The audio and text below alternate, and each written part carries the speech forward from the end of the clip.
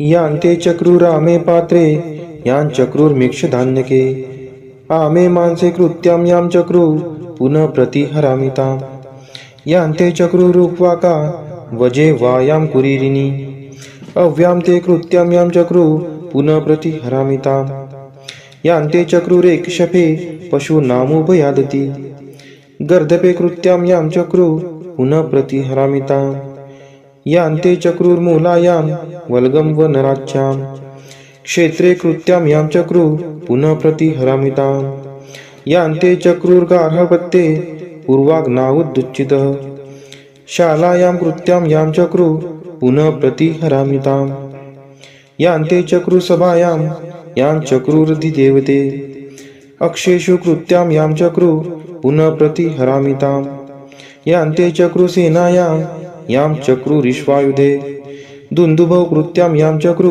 पुनः प्रतिहरामिताम् यांते कृत्यां कूपे वदतु श्मशाने वा निच्छग्नु सद्मनि कृत्यां यां चक्रू पुनः प्रतिहरामिताम् यांते चक्रुपुरुषास्ते अग्नौ शङ्खसुखे च यां म्रोकं निर्दाहं क्रव्यादं पुनः प्रतिहरामिताम् अफर्तनाजभारैना तां पथितः प्रहिन्मसि अधीरो मर्याधीरेभ्य संजभाराचित्या यश्चाकारणशशा कर्तु शश्रे पद्मङ्गुरीं चकार भद्रमस्मभ्यम्बगो भगच्छद्भ्यः कृत्यां कृतं वल्गीनं मूलीनं शपथेपेयम् इन्द्रस्तं हन्तु महता बधेनाग्निर्विद्युत्वस्तया देवराज्यसेव्यमानपावनाग्रिपङ्कजं व्यालयज्ञसूत्रमिन्दुशेखरं कृपाकरं नारदादियोगिवृन्दवन्दितं दिगम्बरं काशिकापुराधिनाथकालभैरवं भजे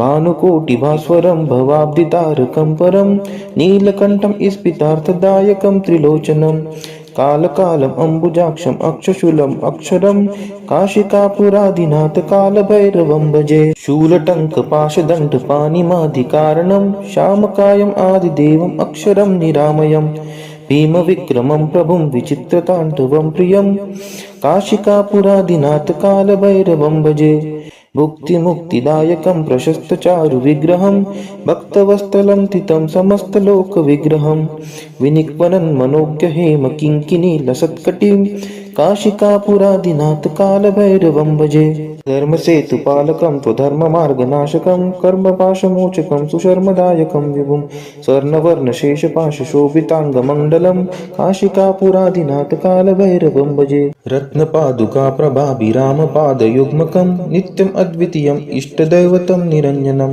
मृत्युदर्पनाशनं कराळदंष्ट्रमोक्षणं काशिकापुराधिनाथकालभैरवं भजे अट्टहासभिन्नपद्मजाङ्गकोशसन्ततिं दृष्टिपातनष्टपापजालमुग्रशासनम् अष्टसिद्धिदायकं कपालमलिकलन्धरं काशिकापुराधिनाथकालभैरवं भजे भूतसङ्घनायकं विशालकीर्तिदायकं काशीवासलोकपुण्यपापशोधकं विभुं नीतिमार्गकोविदं पुरातनं जगत्पतिं काशिकापुराधिनाथकालभैरवं भजे कालभैरवाष्टकं पठन्ति ये मनोहरं ज्ञानमुक्तिसाधनं विचित्रपुण्यवर्धनं शोकमोहदैन्यलोभकोपतापनाशनं ते प्रयान्ति कालभैरवाग्रिसन्निधिं ध्रुवम् इति श्रीशङ्कराचार्य विरचितं कालभैरवाष्टकं सम्पूर्णम् देवराज्यसेव्यमानपावनाग्रिपङ्कजं व्यालयज्ञसूत्रमिन्दुशेखरं कृपाकरं नारदादियोगिवृन्दवन्दितं दिगम्बरं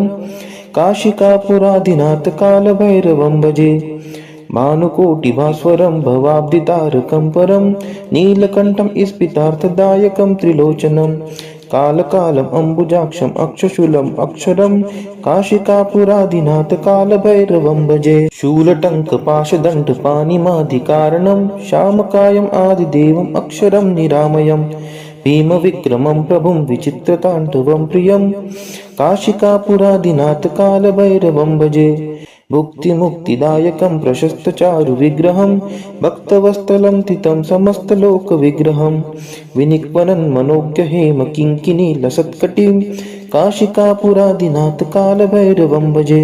धर्मसेतुपालकं त्वधर्ममार्गनाशकं कर्मपाशमोचकं सुशर्मदायकं विभुं स्वर्णवर्णशेषपाशशोभिताङ्गमण्डलं काशिकापुरादिनाथ कालभैरवं भजे रत्नपादुकाप्रभाभिरामपादयुग्मकं नित्यम् अद्वितीयम् इष्टदैवतं निरञ्जनं मृत्युदर्पनाशनं कराळदंष्ट्रमोक्षणं काशिकापुरादिनाथ कालभैरवं भजे अट्टहासभिन्नपद्मजाङ्गकोशसन्ततिं दृष्टिपातनष्टपापजालमुग्रशासनम् अष्टसिद्धिदायकं कपालमलिकलन्धरं काशिकापुरादिनाथ कालभैरवं भजे भूतसङ्घनायकं विशालकीर्तिदायकं काशीवासलोकपुण्यपापशोधकं विभुं नीतिमार्गकोविदं पुरातनं जगत्पतिं काशिकापुरादिनाथ कालभैरवं भजे कालभैरवाष्टकं पठन्ति ये मनोहरं ज्ञानमुक्तिसाधनं विचित्रपुण्यवर्धनं शोकमोहदैन्यलोभकोपतापनाशनं ते प्रयान्ति कालभैरवाङ्घ्रिसन्निधिं ध्रुवम्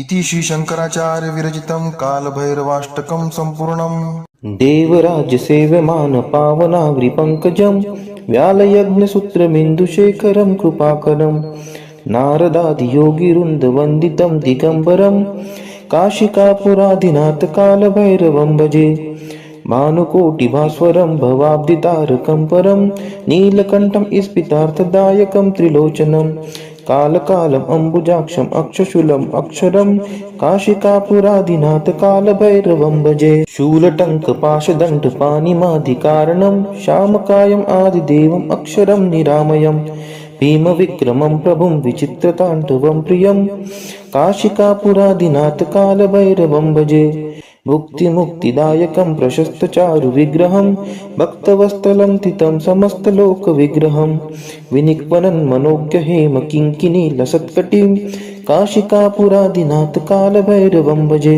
धर्मसेतुपालकं त्वधर्ममार्गनाशकं कर्मपाशमोचकं सुशर्मदायकं विभुं स्वर्णवर्णशेषपाशशोभिताङ्गमण्डलं काशिकापुरादिनाथ कालभैरवं भजे रत्नपादुकाप्रभाभिरामपादयुग्मकं नित्यम् अद्वितीयम् इष्टदैवतं निरञ्जनं मृत्युदर्पनाशनं कराळदंष्ट्रमोक्षणं काशिकापुरादिनाथ कालभैरवं भजे अट्टहासभिन्नपद्मजाङ्गकोशसन्ततिं दृष्टिपातनष्टपापजालमुग्रशासनम् अष्टसिद्धिदायकं कपालमलिकलन्धरं काशिकापुरादिनाथ कालभैरवं भजे भूतसङ्घनायकं विशालकीर्तिदायकं काशीवासलोकपुण्यपापशोधकं विभुं नीतिमार्गकोविदं पुरातनं जगत्पतिं काशिकापुरादिनाथ कालभैरवं भजे कालभैरवाष्टकं पठन्ति ये मनोहरं ज्ञानमुक्तिसाधनं विचित्रपुण्यवर्धनं शोकमोहदैन्यलोभकोपतापनाशनं ते प्रयान्ति कालभैरवाङ्घ्रिसन्निधिं ध्रुवम् इति श्रीशङ्कराचार्य विरचितं कालभैरवाष्टकं सम्पूर्णम् देवराजसेव्यमान पावनाग्रिपङ्कजं व्यालयज्ञसूत्रमिन्दुशेखरं कृपाकरं नारदादियोगिवृन्दवन्दितं दिगम्बरं काशिकापुरादिनाथ कालभैरवं भजे भानुकोटिभास्वरं भवाब्धितारकं परं नीलकण्ठं स्फितार्थदायकं त्रिलोचनं कालकालम् अम्बुजाक्षम् अक्षशूलम् अक्षरं काशिकापुरादिनाथ कालभैरवं भजे शूलटङ्कपाशदण्डपाणिमाधिकारणं श्यामकायम् आदिदेवम् अक्षरं निरामयम् भीमविक्रमं प्रभुं विचित्रताण्डवं प्रियं काशिकापुरादिनाथ कालभैरवं भजे मुक्तिदायकं प्रशस्तचारुविग्रहं भक्तवत्सलं तितं समस्तलोकविग्रहं विनिक्वनं मनोज्ञहेम किङ्किणीलसत्कटिं काशिकापुरादिनाथ कालभैरवं भजे धर्मसेतुपालकं त्वधर्ममार्गनाशकं कर्मपाशमोचकं सुशर्मदायकं विभुं स्वर्णवर्णशेषपाशशोभिताङ्गमण्डलं काशिकापुरादिनाथ कालभैरवं भजे रत्नपादुकाप्रभाभिरामपादयुग्मकं नित्यम् अद्वितीयम् इष्टदैवतं निरञ्जनं मृत्युदर्पनाशनं कराळदंष्ट्रमोक्षणं काशिकापुरादिनाथ कालभैरवं भजे। अट्टहास भिन्न पद्मजाङ्गकोश सन्ततिं दृष्टिपात नष्ट पापजालमुग्रशासनम् अष्टसिद्धिदायकं कपालमलिकलन्धरं काशिकापुरादिनाथ कालभैरवं भजे। भूतसङ्घनायकं विशालकीर्तिदायकं काशीवासलोकपुण्यपापशोधकं विभुं नीतिमार्गकोविदं पुरातनं जगत्पतिं काशिकापुरादिनाथ कालभैरवं भजे। कालभैरवाष्टकं पठन्ति ये मनोहरं ज्ञानमुक्तिसाधनं विचित्रपुण्यवर्धनं शोकमोहदैन्यलोभकोपतापनाशनं ते प्रयान्ति कालभैरवाङ्घ्रिसन्निधिं ध्रुवम्। इति श्री शंकराचार्य विरचितं कालभैरवाष्टकं सम्पूर्णम्। देवराज्यसेव्यमान पावनाग्रिपङ्कजं व्यालयज्ञसूत्रमिन्दुशेखरं कृपाकरं नारदादियोगिवृन्दवन्दितं दिगम्बरं काशिकापुरादिनाथ कालभैरवं भजे। भानुकोटिभास्वरं भवाब्धितारकं परं नीलकण्ठं स्फितार्थदायकं त्रिलोचनं कालकालम् अम्बुजाक्षम् अक्षशूलम् अक्षरं काशिकापुरादिनाथ कालभैरवं भजे। शूलटङ्कपाशदण्डपाणिमादिकारणं श्यामकायम् आदिदेवम् अक्षरं निरामयम् भीमविक्रमं प्रभुं विचित्रताण्डवं प्रियं काशिकापुरादिनाथ कालभैरवं भजे। मुक्तिमुक्तिदायकं प्रशस्तचारुविग्रहं भक्तवत्सलं तितं समस्तलोकविग्रहं विनिक्वनं मनोज्ञहेमकिङ्किणीलसत्कटिं काशिकापुरादिनाथ कालभैरवं भजे।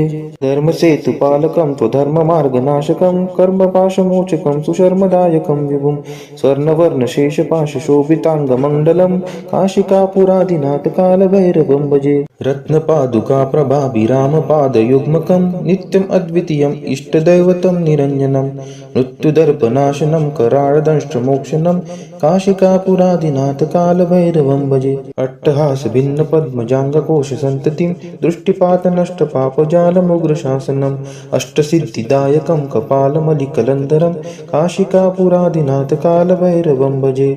भूतसङ्घनायकं विशालकीर्तिदायकं काशीवासलोकपुण्यपापशोधकं विभुं नीतिमार्गकोविदं पुरातनं जगत्पतिं काशिकापुरादिनाथ कालभैरवं भजे।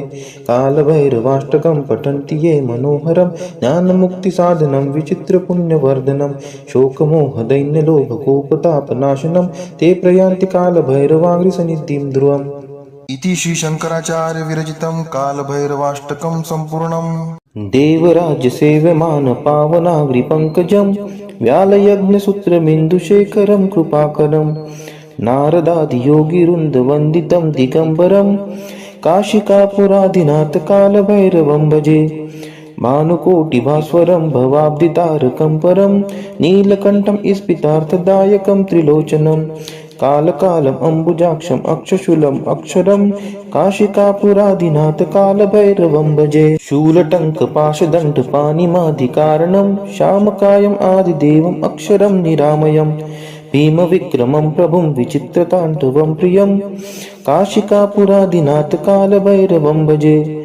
मुक्तिमुक्तिदायकं प्रशस्तचारुविग्रहं भक्तवत्सलं तितं समस्तलोकविग्रहं विनिक्वनं मनोज्ञहेमकिङ्किणीलसत्कटिं काशिकापुरादिनाथ कालभैरवं भजे। धर्मसेतुपालकं त्वधर्ममार्गनाशकं कर्मपाशमोचकं सुशर्मदायकं विभुं स्वर्णवर्णशेषपाशशोभिताङ्गमण्डलं काशिकापुरादिनाथ कालभैरवं भजे। रत्नपादुकाप्रभाभिरामपादयुग्मकं नित्यम् अद्वितीयम् इष्टदैवतं निरञ्जनं मृत्युदर्पनाशनं कराळदंष्ट्रमोक्षणं काशिकापुरादिनाथ कालभैरवं भजे। अट्टहास भिन्न पद्मजाङ्गकोश सन्ततिं दृष्टिपात नष्ट पापजालमुग्रशासनम् अष्टसिद्धिदायकं कपालमलिकलन्धरं काशिकापुरादिनाथ कालभैरवं भजे।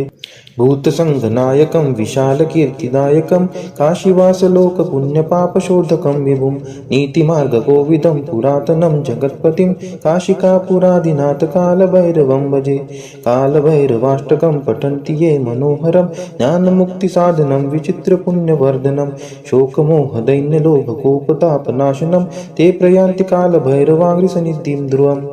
इति श्री शंकराचार्य विरचितं कालभैरवाष्टकं सम्पूर्णम्। देवराज्यसेव्यमान पावनाग्रिपङ्कजं व्यालयज्ञसूत्रमिन्दुशेखरं कृपाकरं नारदादियोगिवृन्दवन्दितं दिगम्बरं काशिकापुरादिनाथ कालभैरवं भजे भानुकोटिभास्वरं भवाब्धितारकं परं नीलकण्ठं स्फितार्थदायकं त्रिलोचनं कालकालम् अम्बुजाक्षम् अक्षशूलम् अक्षरं काशिकापुरादिनाथ कालभैरवं भजे शूलटङ्कपाशदण्डपाणिमादिकारणं श्यामकायम् आदिदेवम् अक्षरं निरामयम् भीमविक्रमं प्रभुं विचित्रताण्डवं प्रियं काशिकापुरादिनाथ कालभैरवं भजे भुक्तिमुक्तिदायकं प्रशस्तचारुविग्रहं भक्तवत्सलं तितं समस्तलोकविग्रहं विनिक्वनं मनोज्ञहेम किङ्किणीलसत्कटिं काशिकापुरादिनाथ कालभैरवं भजे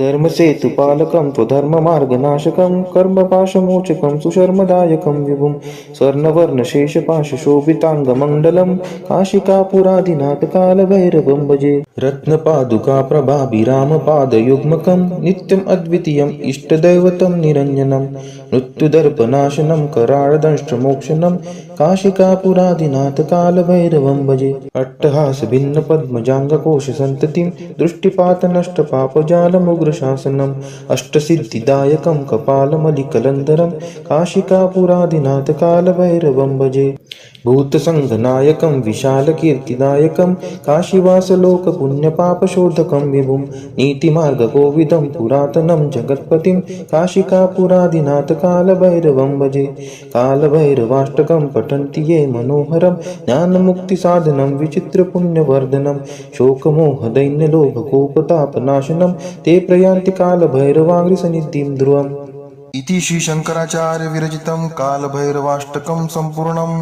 देवराज्यसेव्यमानपावनाग्रिपङ्कजं व्यालयज्ञसूत्रमिन्दुशेखरं कृपाकरं नारदादियोगिवृन्दवन्दितं दिगम्बरं काशिकापुरादिनाथ कालभैरवं भजे भानुकोटिभास्वरं भवाब्धितारकं परं नीलकण्ठं स्फितार्थदायकं त्रिलोचनं कालकालम् अम्बुजाक्षम् अक्षशूलम् अक्षरं काशिकापुरादिनाथ कालभैरवं भजे शूलटङ्कपाशदण्डपाणिमादिकारणं श्यामकायम् आदिदेवम् अक्षरं निरामयम् भीमविक्रमं प्रभुं विचित्रताण्डवं प्रियं काशिकापुरादिनाथ कालभैरवं भजे भुक्तिमुक्तिदायकं प्रशस्तचारुविग्रहं भक्तवत्सलं तितं समस्तलोकविग्रहं विनिक्वनं मनोज्ञहेम किङ्किणीलसत्कटिं काशिकापुरादिनाथ कालभैरवं भजे धर्मसेतुपालकं त्वधर्ममार्गनाशकं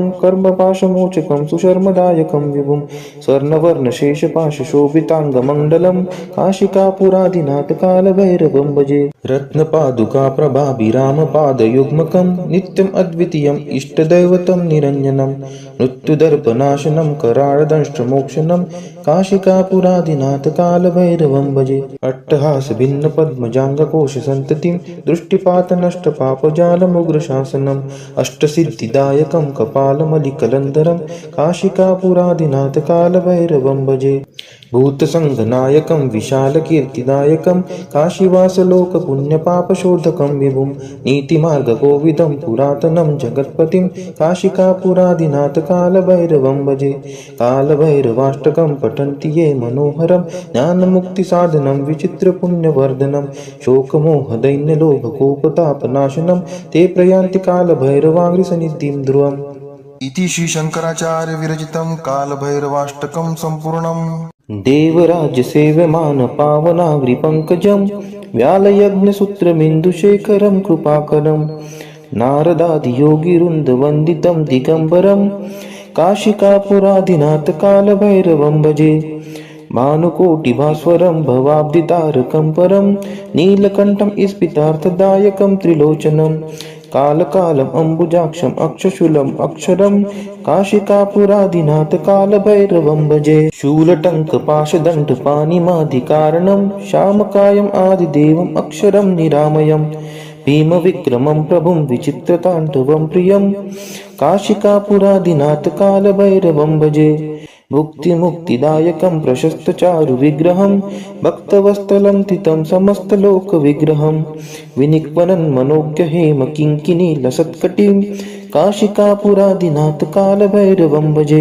धर्मसेतुपालकं त्वधर्ममार्गनाशकं कर्मपाशमोचकं सुशर्मदायकं विभुं स्वर्णवर्णशेषपाशशोभिताङ्गमण्डलं काशिकापुरादिनाथ कालभैरवं भजे। रत्नपादुकाप्रभाभिरामपादयुग्मकं नित्यम् अद्वितीयम् इष्टदैवतं निरञ्जनं मृत्युदर्पनाशनं कराळदंष्ट्रमोक्षणं काशिकापुरादिनाथ कालभैरवं भजे। अट्टहासभिन्नपद्मजाङ्गकोशसन्ततिं दृष्टिपातनष्टपापजालमुग्रशासनम् अष्टसिद्धिदायकं कपालमलिकलन्धरं काशिकापुरादिनाथ कालभैरवं भजे। भूतसङ्घनायकं विशालकीर्तिदायकं काशीवासलोकपुण्यपापशोधकं विभुं नीतिमार्गकोविदं पुरातनं जगत्पतिं काशिकापुरादिनाथ कालभैरवं भजे। कालभैरवाष्टकं पठन्ति ये मनोहरं ज्ञानमुक्तिसाधनं विचित्रपुण्यवर्धनं शोकमोहदैन्यलोभकोपतापनाशनं ते प्रयान्ति कालभैरवाग्निसन्निधिं ध्रुवम्। इति श्रीशङ्कराचार्य विरचितं कालभैरवाष्टकं सम्पूर्णम्। देवराजसेव्यमान पावनाग्रिपङ्कजं व्यालयज्ञसूत्रमिन्दुशेखरं कृपाकरं नारदादियोगिवृन्दवन्दितं दिगम्बरं काशिकापुरादिनाथ कालभैरवं भजे। भानुकोटिभास्वरं भवाब्धितारकं परं नीलकण्ठं स्फितार्थदायकं त्रिलोचनं कालकालम् अम्बुजाक्षम् अक्षशूलम् अक्षरं काशिकापुरादिनाथ कालभैरवं भजे। शूलटङ्कपाशदण्डपाणिमादिकारणं श्यामकायम् आदिदेवम् अक्षरं निरामयम् भीमविक्रमं प्रभुं विचित्रताण्डवं प्रियं काशिकापुरादिनाथ कालभैरवं भजे। भुक्तिमुक्तिदायकं प्रशस्तचारुविग्रहं भक्तवत्सलं तितं समस्तलोकविग्रहं विनिक्वनं मनोज्ञहेमकिङ्किणीलसत्कटिं काशिकापुरादिनाथ कालभैरवं भजे। धर्मसेतुपालकं त्वधर्ममार्गनाशकं कर्मपाशमोचकं सुशर्मदायकं विभुं स्वर्णवर्णशेषपाशशोभिताङ्गमण्डलं काशिकापुरादिनाथ कालभैरवं भजे। रत्नपादुकाप्रभाभिरामपादयुग्मकं नित्यम् अद्वितीयम् इष्टदैवतं निरञ्जनं मृत्युदर्पनाशनं कराळदंष्ट्रमोक्षणं काशिकापुरादिनाथ कालभैरवं भजे। अट्टहासभिन्नपद्मजाङ्गकोशसन्ततिं दृष्टिपातनष्टपापजालमुग्रशासनम् अष्टसिद्धिदायकं कपालमलिकलन्धरं काशिकापुरादिनाथ कालभैरवं भजे। भूतसङ्घनायकं विशालकीर्तिदायकं काशीवासलोकपुण्यपापशोधकं विभुं नीतिमार्गकोविदं पुरातनं जगत्पतिं काशिकापुरादिनाथ कालभैरवं भजे। कालभैरवाष्टकं पठन्ति ये मनोहरं ज्ञानमुक्तिसाधनं विचित्रपुण्यवर्धनं शोकमोहदैन्यलोभकोपतापनाशनं ते प्रयान्ति कालभैरवाग्निसन्निधिं ध्रुवम्। इति श्रीशङ्कराचार्य विरचितं कालभैरवाष्टकं सम्पूर्णम्।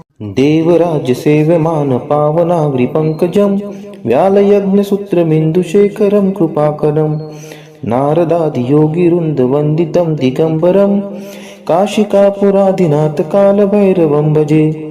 भानुकोटिभास्वरं भवाब्धितारकं परं नीलकण्ठं स्फितार्थदायकं त्रिलोचनं कालकालम् अम्बुजाक्षम् अक्षशूलम् अक्षरं काशिकापुरादिनाथ कालभैरवं भजे। शूलटङ्कपाशदण्डपाणिमादिकारणं श्यामकायम् आदिदेवम् अक्षरं निरामयम् भीमविक्रमं प्रभुं विचित्रताण्डवं प्रियं काशिकापुरादिनाथ कालभैरवं भजे।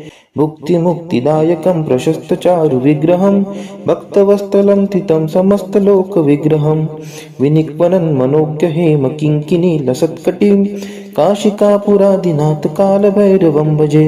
धर्मसेतुपालकं त्वधर्ममार्गनाशकं कर्मपाशमोचकं सुशर्मदायकं विभुं स्वर्णवर्णशेषपाशशोभिताङ्गमण्डलं काशिकापुरादिनाथ कालभैरवं भजे। रत्नपादुकाप्रभाभिरामपादयुग्मकं नित्यम् अद्वितीयम् इष्टदैवतं निरञ्जनं मृत्युदर्पनाशनं कराळदंष्ट्रमोक्षणं काशिकापुरादिनाथ कालभैरवं भजे। अट्टहासभिन्नपद्मजाङ्गकोशसन्ततिं दृष्टिपातनष्टपापजालमुग्र उग्रशासनम् अष्टसिद्धिदायकं कपालमलिकलन्धरं काशिकापुरादिनाथ कालभैरवं भजे। भूतसङ्घनायकं विशालकीर्तिदायकं काशीवासलोकपुण्यपापशोधकं विभुं नीतिमार्गकोविदं पुरातनं जगत्पतिं काशिकापुरादिनाथ कालभैरवं भजे। कालभैरवाष्टकं पठन्ति ये मनोहरं ज्ञानमुक्तिसाधनं विचित्रपुण्यवर्धनं शोकमोहदैन्यलोभकोपतापनाशनं ते प्रयान्ति कालभैरवाङ्घ्रिसन्निधिं ध्रुवम्।